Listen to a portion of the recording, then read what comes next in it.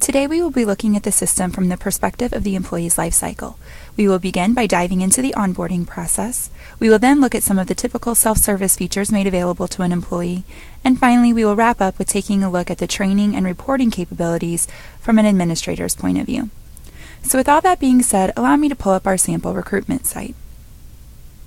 You can use the recruitment module to post job openings directly onto your website or any other job board, allowing candidates to apply for those positions using the candidate self-service features. As you can see, a candidate can search job openings directly from the bottom of this screen. Now, rather than narrowing down our search further, we'll just view all of the available job openings for this particular company. Let's take a look at the executive position. A candidate can view the job description from this page and decide whether or not they would like to apply for that position. Candidates will be directed to a login screen that will require them to create a username and password to log in and apply for that job. I'm going to log in as an existing user so that we can take a look at an application that has already been completed.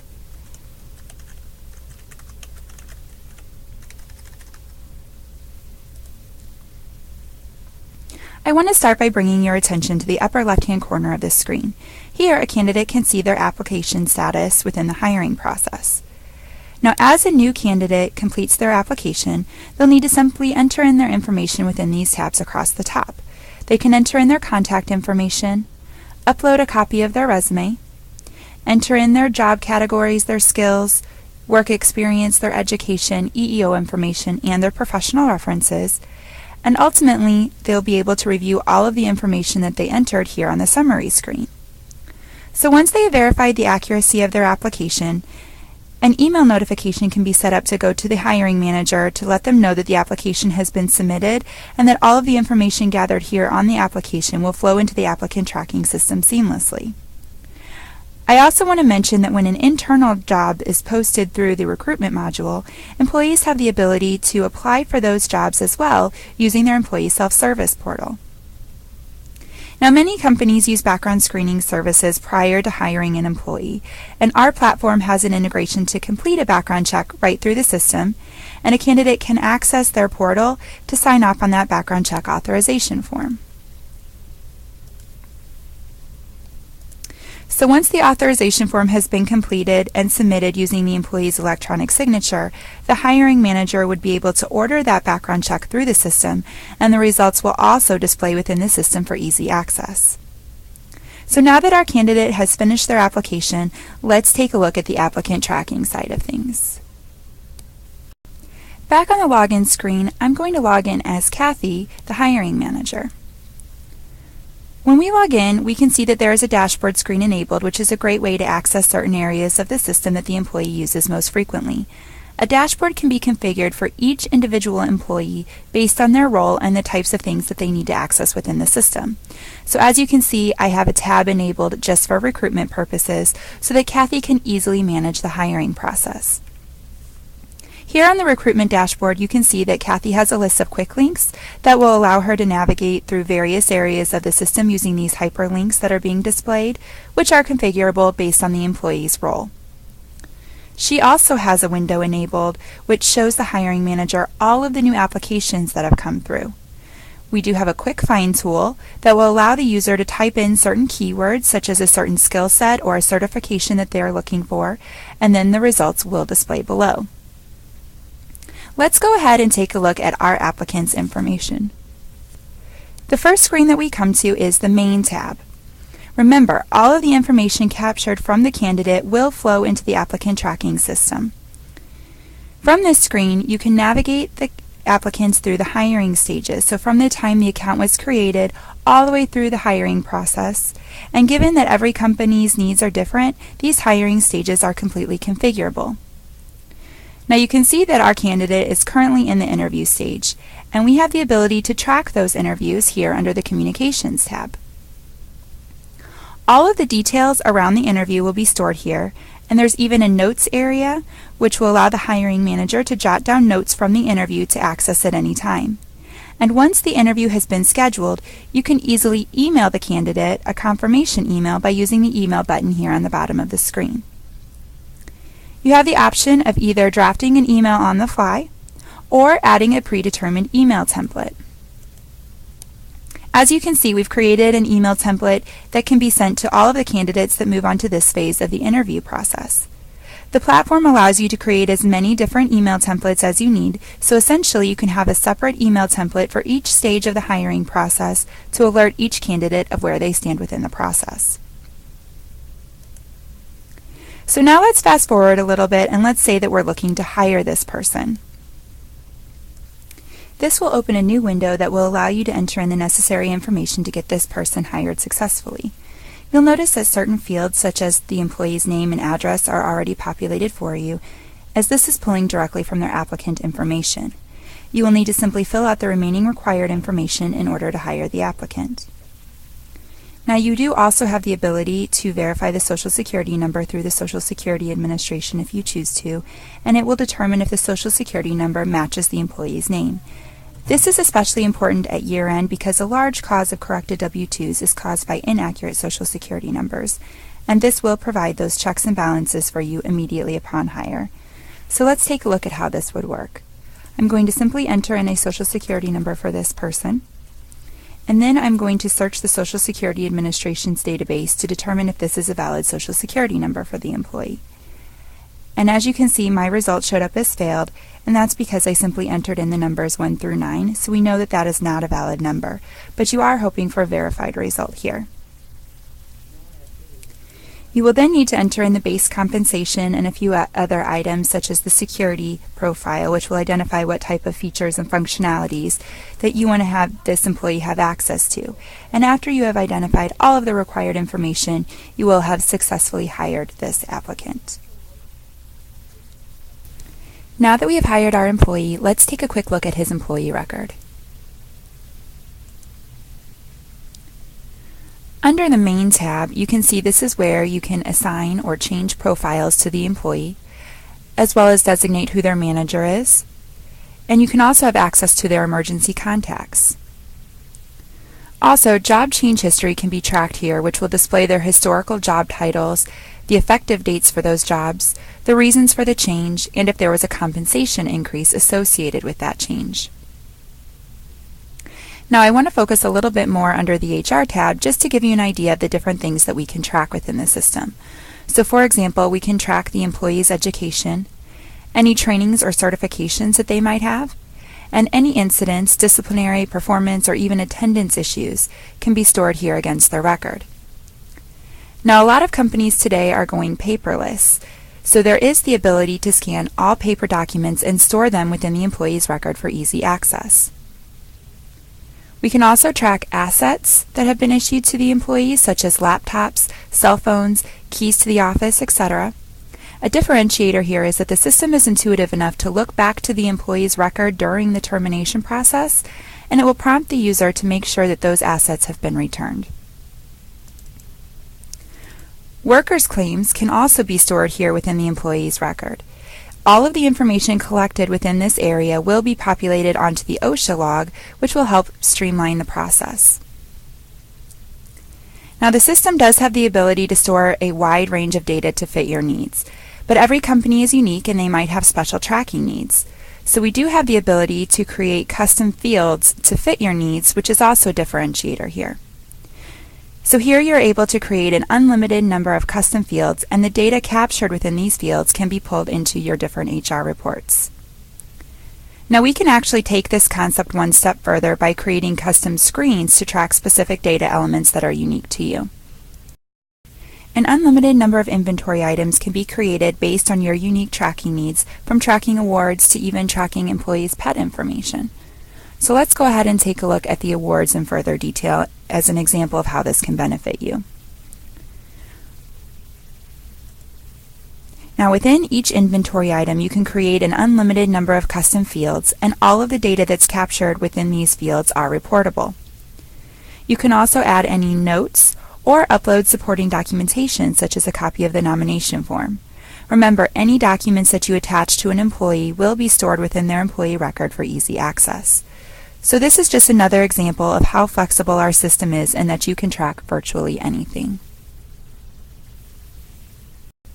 Now let's move on and take a look at the typical employee self-service features for our newly hired employee, Josh.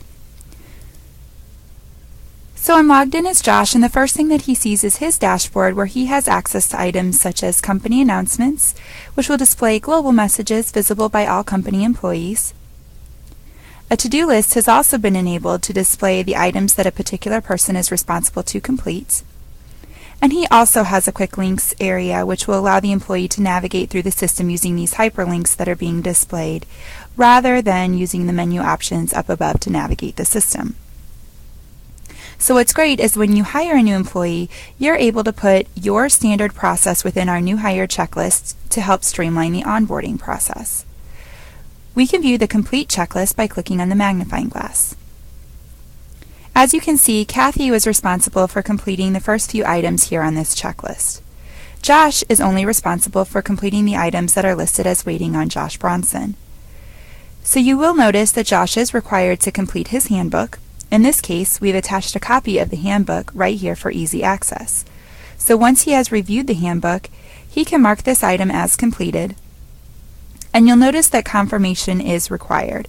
That means that he is required to acknowledge that he has reviewed the handbook by using his electronic signature.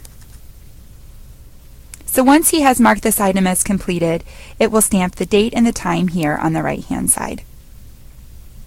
Now the checklist also indicates that Josh is required to complete a couple of his new hire forms. What's a really nice feature is the ability to complete certain paper forms like the I-9 form electronically. And this is great because if you ever need to reference these forms again, they will be stored against the employee's record for easy access. So let's take a look at how the platform will allow you to do this. So I'm going to go ahead and create a new I-9 form. And you'll notice that it works just like the paper form. The system has already filled out the employee's address, their date of birth, and their social security number, as this data is being pulled from his employee record. So essentially, Josh is simply responsible for attesting to his employment eligibility and then submitting the appropriate documentation to back that up. He can then sign off on this form using his electronic signature, and then this form will be submitted to the appropriate person within the company for approval. That person would then be responsible for completing Section 2 of this form and reviewing the identification that he has provided.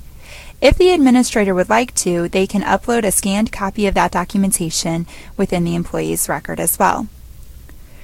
So once the I-9 form has been approved, you can run this employee through E-Verify, which is integrated within our system.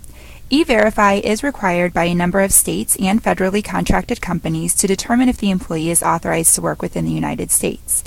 By having this integrated into our system, this allows you to capture all of the information from the I-9 form and populate it within E-Verify, with the results appearing through the system as well. So now why don't we go ahead and take a look at the withholding forms next.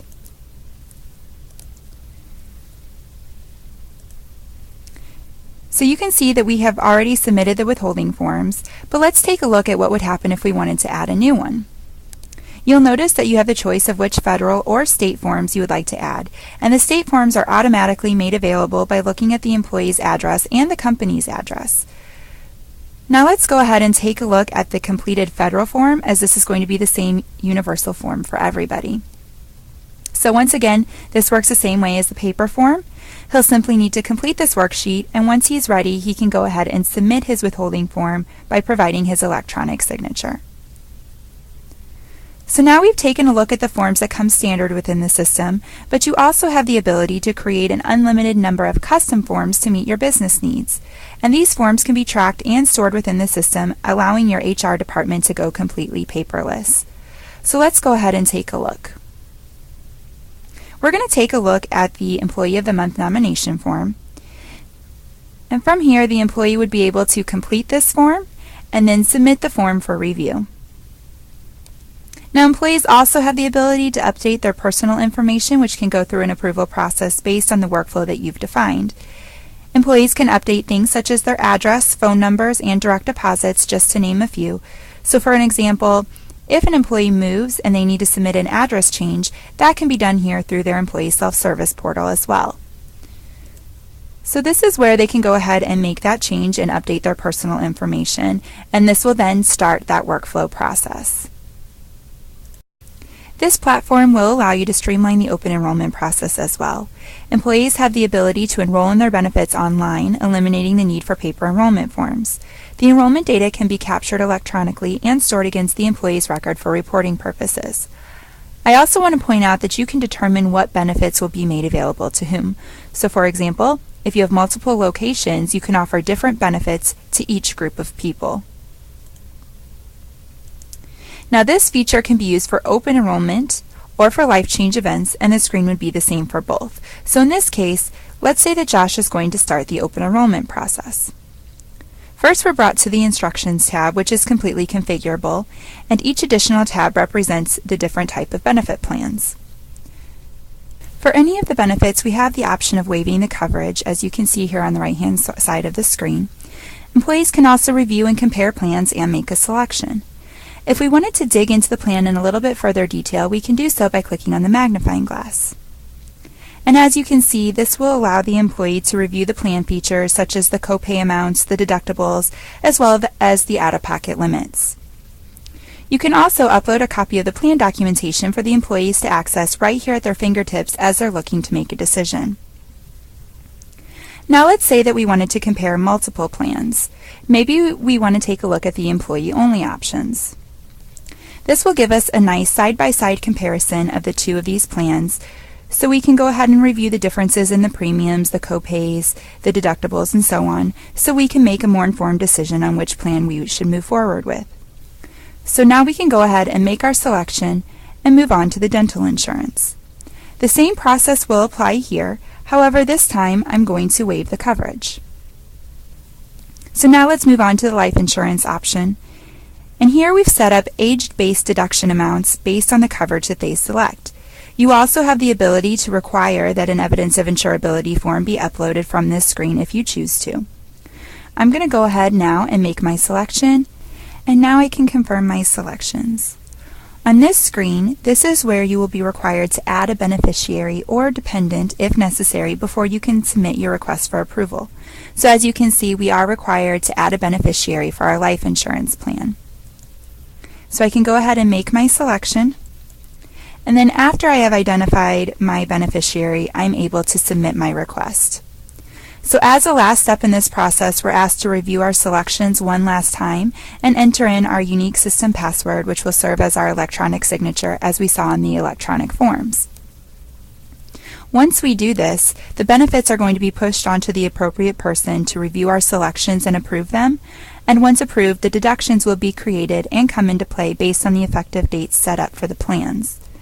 I also want to mention that we do have a third-party integration that will provide carrier connection services. This will automatically send the carriers all of the updates based on the frequency that you've set up.